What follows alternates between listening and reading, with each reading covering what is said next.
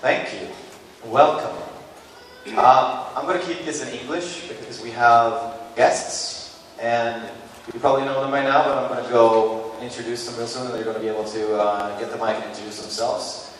My name is Lion Martinez. I am the Nordic Community Manager for EA and for the Bioware titles here in the Nordics. And the big reason we're here today. There you go.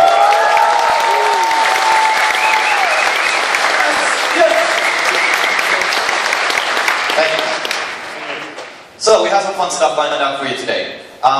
First we're going to do a QA panel where you get to ask questions to our Bioware Edmonton community team and also Holly Conrad here from Crab Cat Industries as Shepherd. Along around 30-45 minutes or so, we're going to show Mass Effect Paragon Lost for you players for the first time in the world. I'm going to go through that a bit more later on. I just want that, there we go. What we're going to do once you get the mic, it's going, yeah, it's going, is make sure that there's space to stand in a line here in the middle part, because I'm going to have a mic here for you to ask your questions to these guys, and they're going to have a mic as well. If you need to go to the bathroom, of course that's okay. Once we're done with the QA and we start the movie, it would be really nice if you could if you're intending to stay to watch the whole thing, because if people start moving around, walking out, you know how it is when you're in a movie theater, it's a little bit annoying, but please try to stay if you can. The movie's about 1 hour and 25 minutes long or so. So, without further ado, I'm going to hand over the mic to my Bioware colleagues. Yeah, also I'm going to say, when we start the movie later, I'm going to go through it again. You're all fine to record, take pictures, do whatever you want right now, but when we show the movie, no cameras, no audio, no video cameras, please. So now, I'm going to introduce and give the mic over to my Bioware Edmonton colleagues, and we're really happy to have them here. So, let's start with Mr. Chris, actually, ladies first. I'm going to start with Jessica Marison, who is our Global Community Manager for Bioware Edmonton. Give her a big hand.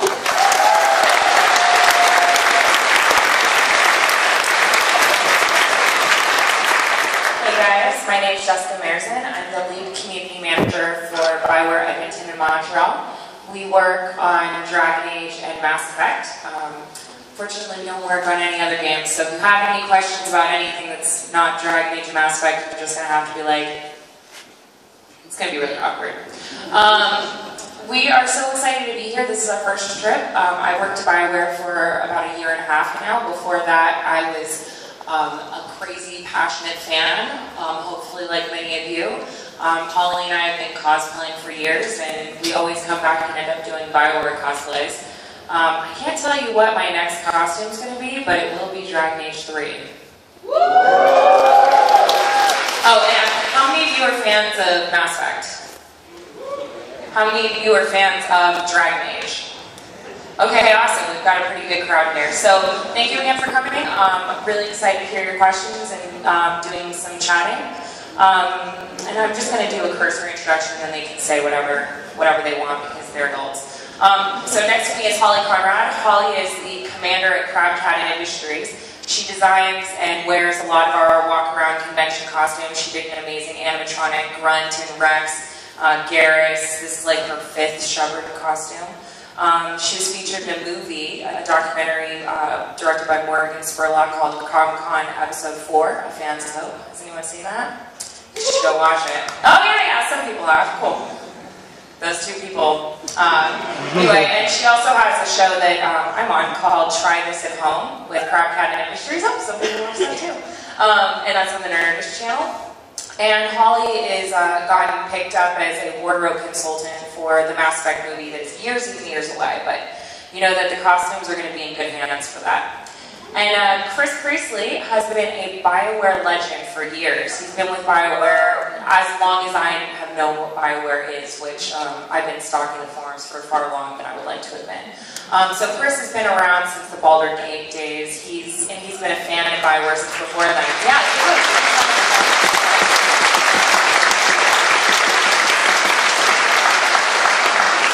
Chris plays all the games very faithfully. He's on the forums every day. He's on Facebook. He's on Twitter. He is an institution. He's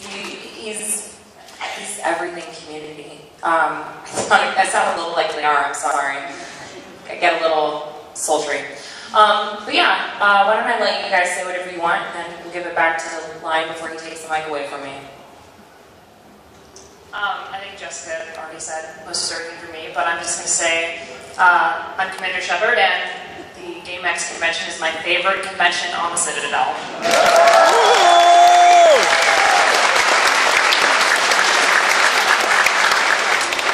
And as Jessica mentioned, my name is Chris Priestley. Those of you that are on our community might know me as Evil Chris Priestley. I've been with Bioware now 12 years. I started right at the end of Throne of Ball, so I worked on everything we've done: Neverwinter Nights, Jade Empire, Knights of the Old Republic, Sonic Chronicles, all the Mass Effect titles, and all the Dragon Age titles. Yeah, it's a great job. It's one of the best. The two of us have among the best jobs in the company because they have to do all the hard work making the games you play. And we just get to fly to wonderful places like Sweden and talk to amazing guys like you. So we have really the best job. But yeah, thank you all for having us here. This is our first trip to any of the Nordic countries at all. Our first trip to Sweden. Really hoping it's not going to be our last. We've had a great time here in Sweden so far. Great new fans. As Jessica mentioned, traveling from the other countries as well, Finland, Denmark, Norway, everybody coming out to see us here. It's been absolutely great. And we're looking forward to answering your questions. Now, I'm going to be the evil guy, and I'm going to say, we can't really talk about Dragon Age 3 yet. Aww. We want to. We really do. We really want to, but we don't want to be that company that makes all the bragging promises, because we all, it'll be the best ever. You'll like it. Everybody does that. We don't want to do that. When the game is ready, and our team, Mark Dar, our executive producer, Michael Laidlaw, creative director, when we can start talking about it, we want to say, yeah, it's really good. We think it's great. Here's why, and we'll show you. Until then, really all we can say, it is coming out fall of next year, so sometime kind of September to December, somewhere in there, as long as the work goes well. It's going to be on the Frostbite 2 engine. That's the same system that works on great games like Crisis, Battlefield, so it's going to be really, really pretty. But other than that, we can't really answer questions about, is so-and-so character going to come back? Where are we going to go play? What feedback did you take from Dragon Age 2 and Warriors that's going to be in the... We want to talk about it, but we really can't. So just keep that in mind as you ask your questions. But other than that, ask us anything. Past games, questions on Mass Effect, Dragon Age, that sort of thing. We're happy to answer them. Why? Big head.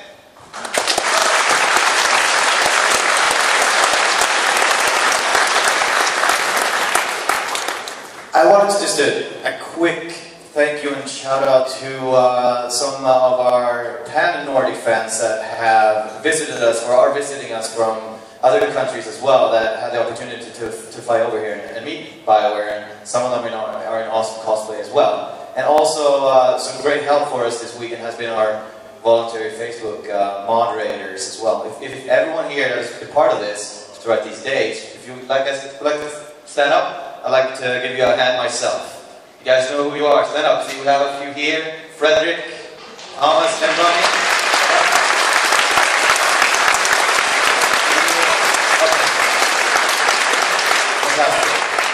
Since we're so many people here up in the stairs, we're going to start the QA session, and as mentioned, please no Dragon Age questions for now. Three questions. We're going to line everyone up here instead, so number 1 is going to be right here, and number 2, number 3, and so on over here. So, you mentioned the faraway Mass Effect movie. Is there any possibilities of you guys talking about other ways that franchise might evolve, more games, spin-offs, stuff like that? I think one of the amazing things about being in Bioware and about the 2 franchises that we're doing at Edmonton, Dragon Age and Mass Effect, is that we have some really strong partnerships with people who make amazing things. We have Dark Horse Comics, who's created, spin-off worlds. If those of you, anyone is interested in playing Mass Effect 3 Omega, which is coming out, and you want to find out how Arya lost Omega, there's a comic for that, Mass Effect Invasion. We have today the Mass Effect anime, Paragon Lost, which shows a little bit of backstory about James Vega. What was he during Mass Effect 2? Those kind of things. We have an amazing business development team who goes out and they find companies that we want to trust with our IP. We've got a really great partnership with Legacy, who is doing the Mass Effect movie. And I think for us, it's limitless. We really want to create a rich universe that has novels, that has comic books, that has films, that has animes. The possibilities are endless. And I would say that the way we can do more of that is, let us know what you would like to see. If you would like to see, a Mass Effect game on the tablet. We already have Infiltrator, but sky's the limit. We're doing Wii U coming up next, so we're really trying to take quality and expanding it out. And if the opportunity is there and we think it makes sense, we'll definitely. Okay, I have one more question. Before Mass Effect and Dragon Age, Bioware mostly worked on other licenses such as Star Wars and Dungeons & Dragons and all that. Now that you're partnering with EA and all that, is there any particular EA franchise you'd be interested in making an RPG based on, or is it strictly your own stuff from here on out? At the moment, we're focusing on our own material. We've built great rich universes with both Mass Effect and Dragon Age, and there's a lot of stories that will be told in these areas. We did recently announce that along with Dragon Age 3 that will be coming out next year, we will be making another Mass Effect game. No real detail on that yet. The only thing we've said is it will not be a Commander Shepard game. Commander Shepard's story was Mass Effect 1, 2, and 3. But Mass Effect is a great, rich universe. And whether it's a game set after Mass Effect or before Mass Effect or with other characters at the same time in a different part of the galaxy, there's great opportunities there. But right now, we also announced that we're working on a secret project. Another new IP coming from Bioware. That's going to be a brand new game, neither Mass Effect nor Dragon Age, but again, something of our own creation. So currently, those are the three things that we have on our plate. Okay, thank you.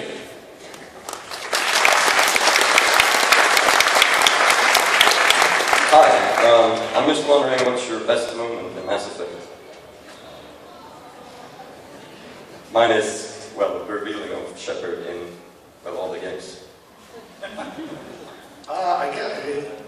Question what you mean by best. I think probably my most intense, powerful moment ever, and I didn't want to ruin it for anybody who hasn't played it yet, but they'll get it when I say it, was the Morden bit in Mass Effect 3.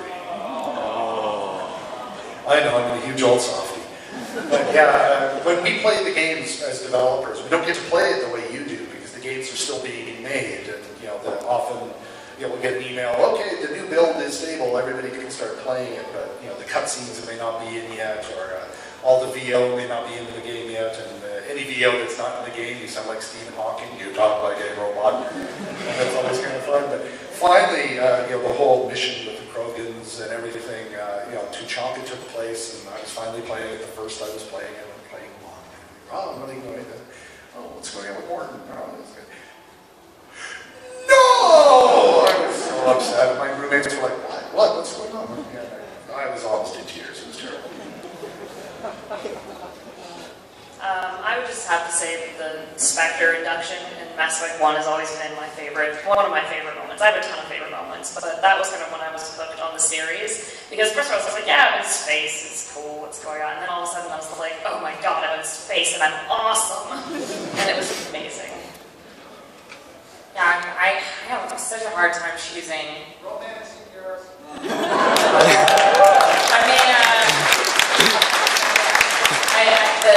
The scene in Mass Effect 3 when you're shooting cans with Garrus is that's pretty amazing. That's okay, everything's blowing up and exploding, but you know what, let's shoot at some cans. But I think my overall absolute favorite moment from the entire franchise was at the very end of Mass Effect 3, the conversation that you have with Anderson. I think that was the first time, and I've been a Bioware fan for ages, and that was the first time I realized how much I cared about my characters and how much I cared about Anderson, and then I was like, oh my god, Anderson is kind of a father figure, and him telling me that he's proud of me is not just him telling Shepard that he's proud of Shepard, he's basically saying, Jessica, I'm so proud of you, you've done a really good job. I'm like, thank you so much, Anderson. Please don't close your eyes. Yeah, so, but lots of favorite moments. Thank you.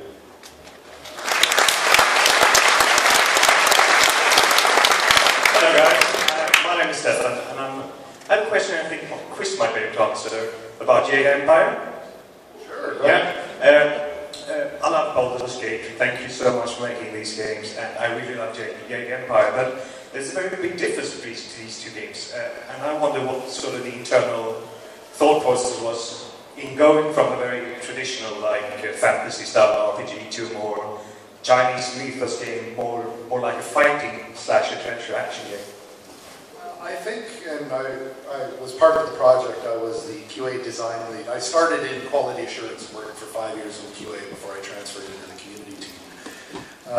And while we were making the game, Jade Empire is still my favorite game that we've made. I don't think it's our best game. I don't think it's the best game we've made, which would probably be either Mass Effect 3 or Baldur's Gate 2. But it's my favorite because it was the first game we made with our own IP, which stands for intellectual property. And it was really because of Jade Empire that we were able to go on and make Mass Effect and make Dragon Age. I think what it was is because Bioware was becoming known as, hey, you're a pretty good role-playing game company when you're making Dungeons & Dragons games or you're making Star Wars games. We wanted to establish that, no, we're pretty creative in our own right. We can come up with our own ideas and make a world around it. And really, fantasy, mythological China with martial arts was definitely a new path for us after making, sword and sorcery RPGs for so long. So I think that was a lot of why I was behind it. Thank you so much for making that awesome game. Thanks. So my name is Oliver. That's about Mass Effect 3 ending. Many people were kind of sad after. But did you feel that the game was complete with the ending, or would you like to make some changes before the actual release of the game without extended cut, because the extended cut was kind of good? I think that that's an interesting question. Oh my god, I'm like mouth breathing into the mic. I'm sorry. I think that's an interesting question. We're on the side that you guys are on because we're not developers. I certainly would never, ever be able to say how a game should be made. If I was ever in that position, you guys should like start a petition to get me taken off, because I should never be making games. It would be about puppies and kittens and little piglets. That's not my strong suit. However, I think that the team as a whole is always pushing and striving to make things different. I don't know, did anyone play Leviathan? Good. You'll notice that Leviathan had some new kind of investigation options, some sleuthing that you could do. So the team is always pushing themselves to not just, do the same thing over and over again, but they're trying to push and be adventurous and try new things. And when you try new things, sometimes it goes over amazing and everyone's like, that's wonderful, and sometimes it is not as well received. And I think that that's kind of the case with the end of Mass Effect 3, is that for loads of different reasons, it was not received well by a lot of our passionate fans. And I think that you can't say that the developers at Bioware, didn't go out on a limb and try something very different. And for me, I have to respect that as another creative person. There's definitely a lot of, I think someone asked all of us on a panel a few few days ago during an interview how we would have liked to see Mass Effect end, and we all kind of gave these terrible, like, bleak answers about people dying and Shepard having PTSD, and, you know, Holly wanted Garrus in the last mission with her because she wanted Garrus to die with her. Like, we're messed up. But I definitely think that we put a lot of effort into the extended cut because we did hear that this is not the reception that we wanted with the ending. And we said, you know what, we're going to take this back, we're going to iterate on this, we're still going to have the same themes, but we're going to show you more, we're going to give you more closure, we're going to give you resolution, we're going to explain and give clarity to some of those plot points that people found confusing. So, yeah, I mean, I wish that I could be sitting in the shoes of the developer and give you the answer that you want to hear, but again, I should never be making games, unless you want to be playing games about piglets. Which if you do, contact me later. Thank you so much.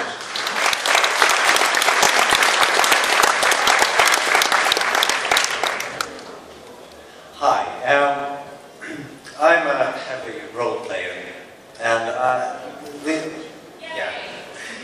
Mass Effect started off as a role play and action with very heavy choices on character building, etc. But that was scaled back in the sequels. Is that something that will continue, or will you sort of restart the focus on role play? I think it's a difficult situation because it always depends on what role-playing means to you. I think when we started off Mass Effect, we really wanted to allow players to create their own Shepard, but by the time we had reached Game 2 and Game 3, people had already established what their Shepard was. So being able to dial back the role-playingness of Shepard in 2 and 3, maybe somewhat, but I think there was still a lot of choice and a lot of creation there. As a company, we're definitely not rolling back.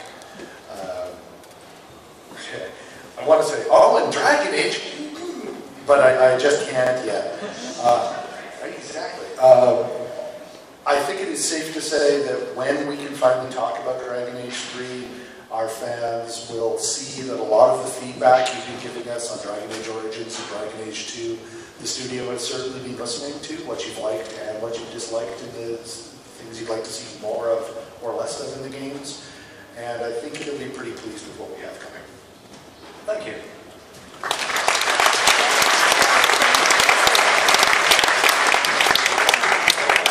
Hi, my name is Victor, and I'm wondering, what would you say is the Bioware formula that makes the Bioware games so special? And also, what's your favorite character in all games? Our formula is lots and lots of coffee. I think it's really relying on story and character. It's always the backbone of our games. We always try to improve the graphics, improve the combat, improve the animations and cutscenes are certainly something that we're really focusing on and improving. But really the backbone of, I think, what a lot of fans think of as a Bioware game is the story, the relationships with your party NPCs, the characters you meet, the enemies that you have to fight. So I think overall that's probably the formula is start with a really great idea, work out a really good story that you're going to be able to tell from that idea, and then add in, you know, amazing gameplay, amazing cutscenes, amazing VO and sound effects and music to create a great experience.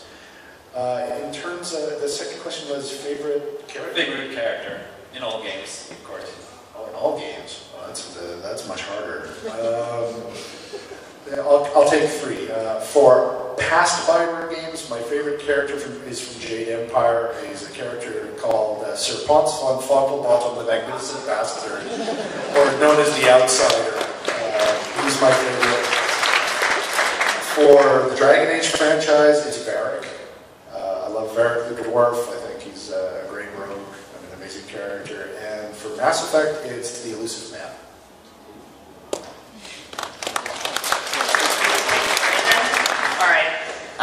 For past Bioware games, my favorite character are, there's two, Minsk and Boo, of course. I would have to say it's probably Shale. I love Shale. Shale was amazing. And I would have to say for Mass Effect it would be Garrus, of course, because I have a terrible bias. Holly will appreciate that Shale comes up again in Dragon Age's Thunder, which if you haven't read it, and you are, you know, biding your time for Dragon Age 3, check out Dragon Age's Thunder. It's an amazing book. It's my favorite. I can't stop talking about it. David, you need to pay me to publicize your book. Gosh, it's so hard. Alistair is, I can't even talk about him without getting all blushy. It's creepy. I love Alistair. I think Alistair is probably my favorite character because he snuck up on me. I was like, who's this bozo? And I feel like that's probably very much like, you know, when I talk to girls and I'm like, oh, so tell me about your husband, blah, blah, and she's like, well, I thought he was an idiot at first, and then I got to know him, and he's pretty cool. So Alistair definitely, for Dragon Age, you know, Minsc and Boo are like amazing. And for Mass Effect, I'm going to have to say Miranda. I like to pretend I'm a Miranda, except not nearly as cool and mean and curvaceous. But I don't know, I love that Miranda doesn't really care what you think of her, and you know, she and Jack are kind of two sides of the same coin, and that they're like, I don't really care what your opinion is of me. But both of them actually really do care about your opinion of them. So, gosh, I'm getting all like charactery. And to answer your first question, I personally think that sets Bioware apart from other games is characters.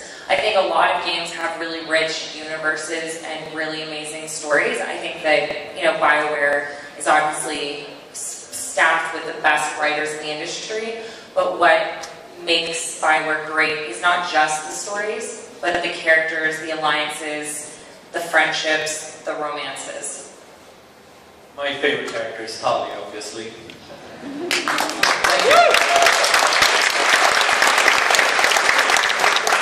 This tab is rated Peggy 18. You can. No, come on. Banned for all ages. Okay, so I have a couple of questions. Now, the first one is, this is apparently an important moment for Mass Effect's history or something, but where's Casey Hobson? I want to know that. Casey is back in Edmonton. As I said, Mass Effect is still in the works. We have DLC Omega coming out later this month. We're working on the Wii U game. We're working on Mass Effect Trilogy. Casey is supervising the live-action movie that's in the works. Casey's extremely busy, so you know, definitely still going, but you know, he's definitely around. Okay, now my next question is probably one of the most important. Everyone who believes in the indoctrination theory, raise your hands.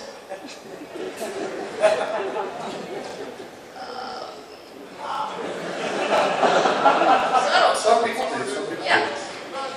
No offense, but I'm just gonna say something real quick. The evidence for the indoctrination theory is pretty correct, but don't you really think that if it was true, then Bioware wouldn't have made the extended cut, but instead made like an expansion game or something?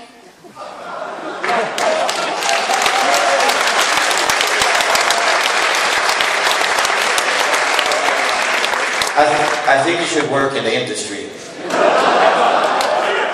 Why not?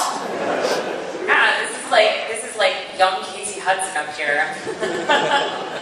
I think that the team definitely has a lot of intentional metaphors. I mean, there are crazy dream sequences in Mass Effect 3. There's no way you can say that Mass Effect 3 is just a literal, like, exactly what you're saying is what's happening, especially because you've got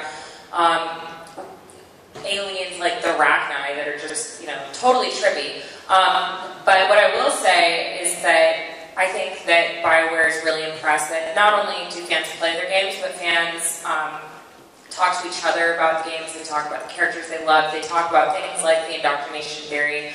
And I personally, I have one playthrough where it's straight synthesis, and cry every time. And I have another playthrough that is the Destroy playthrough. And I kind of, you know, for me, I kind of take some things about, like, you know, is Shepard indoctrinated during this, and you're seeing this journey.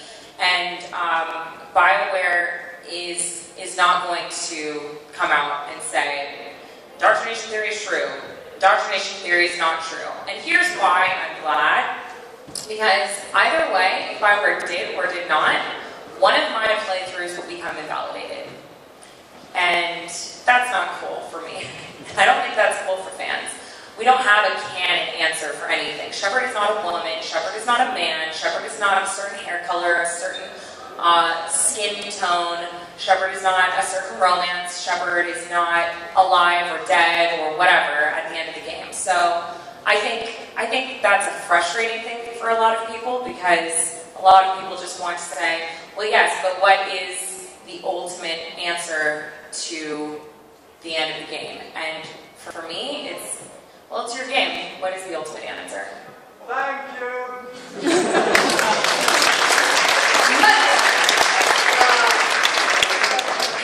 That's by the way another thing.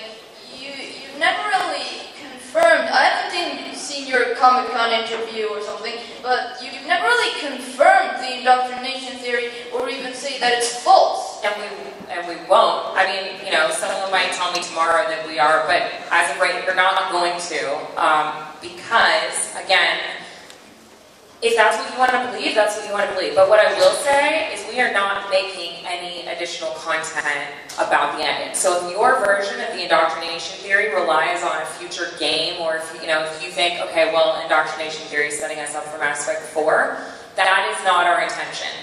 But you can still certainly believe in indoctrination theory and have your own playthrough, and that is totally valid. That is your experience. That is your interpretation, and don't ever let anyone tell you that you're wrong, because it's your game and that's what you paid for.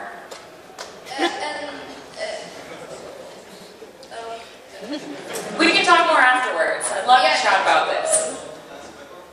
Okay, now this is actually a Mass Effect 2 question. About the Collector's Planet, they tried to make a human Reaper. I'm not trying to say it's kind of stupid, but it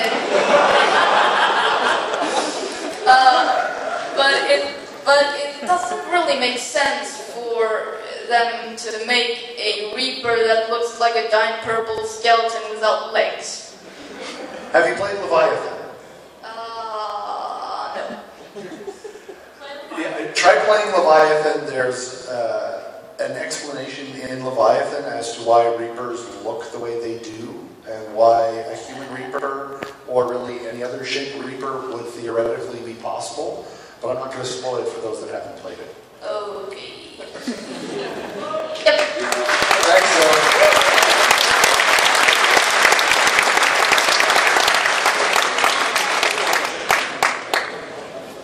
Shepard. Rex.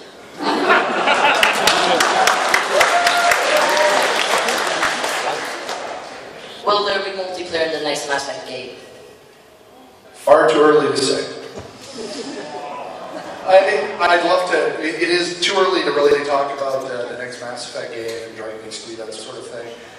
Multiplayer for Mass Effect 3 was unexpectedly popular. We were really hoping that when we made multiplayer, fans would enjoy it. You've really enjoyed it. It's been very popular. We've had a great time with multiplayer, doing weekend challenges. Currently there's a weekend challenge on and a Halloween challenge on at the same time, because we know the fans are really enjoying multiplayer. We've had a great time with it. Does that mean that it's absolutely going to come back in the future, or it's going to be a Dragon Age 3 or Mass Effect 4 or whatever it's going to be? No. But it does mean that it's possible, because we're having a great time with it as well. One more question. You say that Bioware wanted to try something new for the ending, like try something different. Right? Well, I would say that Bioware is always trying to always push our limits. Yeah. But why would they try something really, I don't know, maybe in the storyboard when they were writing it, it sounded great, but in the practice, because a lot of people were very unhappy with the ending, and maybe not, maybe you probably got experience from it, but maybe for another time, not try something you write in the ending of a series. Who here is really happy with the ending? We don't need to go into that, but we do hear your feedback. We made the extended cut. I did a lot of market research after the extended cut, and I'm pretty pleased with the response for the extended cut. But we're always taking your feedback, and your feedback goes into future games. Mass Effect 3 is not the last game we're ever going to make. So we are listening, we heard you, and we're going to keep that in mind for the future. So next time you extend something, it's going to be a slideshow game. I have no idea because I'm not a developer. Please say no. I can't say no because I'm not a developer. And again, if you want to make a game about piglets, then I will be happy to answer all of your questions about the slideshows or not slideshows that will be at the end of my piglet game. But I should probably stick to what I'm good at, and that is apparently talking to you guys. Also, if you have extended questions you want to discuss, please come find us tomorrow at 1 o'clock when we do our pre-M7 celebration. And then you can have all the time in the world to discuss with these guys. Alright? So thank you so much for your questions.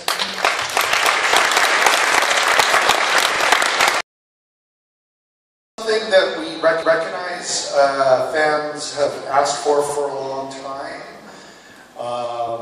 Let's see how to say this correctly. It is something we know fans want to see in Mass Effect 3, and we're not done yet. I'll leave it at that. That's probably about it. You mean in multiplayer, maybe? I know!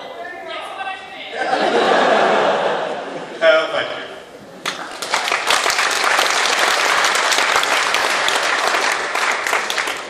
Okay, so this is the Chris.